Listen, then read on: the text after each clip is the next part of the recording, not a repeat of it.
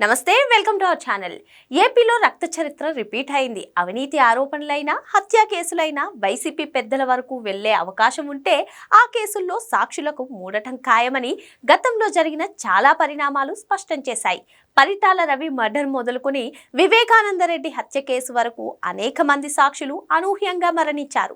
తాజాగా తిరుమల హుండీ చోరీ కేసులో కీలక సాక్షిగా ఉన్న టీటీడీ విజిలెన్స్ మాజీ అధికారి అనుమానాస్పద రీతిలో మరణించారు. పరకామణి కేసులో సిఐడి విచారణకు హాజరైన సతీష్ కుమార్ అప్రూవర్గా మారే అవకాశం ఉందని వార్తలు వచ్చాయి. ఇంకేముంది, వారం తిరిగేసరికి అతను రైల్వే ట్రాక్ పై శవంగా మారాడు. తిరుమల తిరుపతి దేవస్థానం పరకామణిలో హుండీ ఆదాయం లెక్కించే రవికుమార్ అనే వ్యక్తి వందల కోట్ల విలువైన విదేశీ కరెన్సీ దోచుకున్నాడు.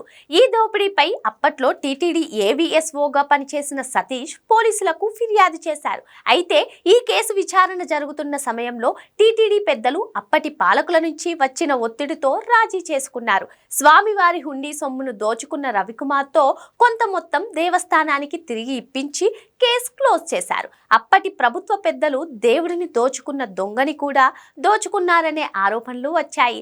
టీటీడీ నుంచి కొట్టేసిన కోట్లతో రవికుమార్ తిరుపతి, చెన్నైతో పాటు అనేక ప్రాంతాల్లో ఆస్తులు ఏర్పాటు చేసుకున్నాడు. ఈ ఆస్తులను అప్పటి టీటీడీ పెద్దలు తమ పేరిట రాయించుకున్నారనే వార్తలు వినిపించాయి. కూటమి ప్రభుత్వం వచ్చాక ఈ అంశంపై విచారణకు ఆదేశించింది. పరకామణి చోరీపై కూటమి ప్రభుత్వం ఏర్పాటు చేసిన సిట్ అప్పట్లో దొంగతనంపై ఫిర్యాదు చేసిన టీటీడీ మాజీ అధికారి సతీష్ ను విచారించింది.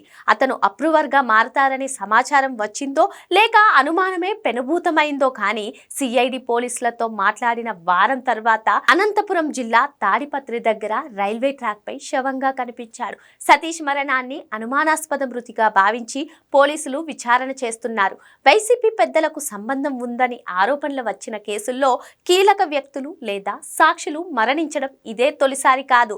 ఇలాంటి కేసుల్లో అధికారులు, అనుచరులు అయితే జైలుకి లేకపోతే పైకి పోతున్నారు గాని తాడేపల్లి ప్యాలెస్ పెద్దల మీద ఇప్పటి వరకు ఈగ కూడా వాలదు అనేది ప్రజలందరికీ తెలిసిన బహిరంగ రహస్యం.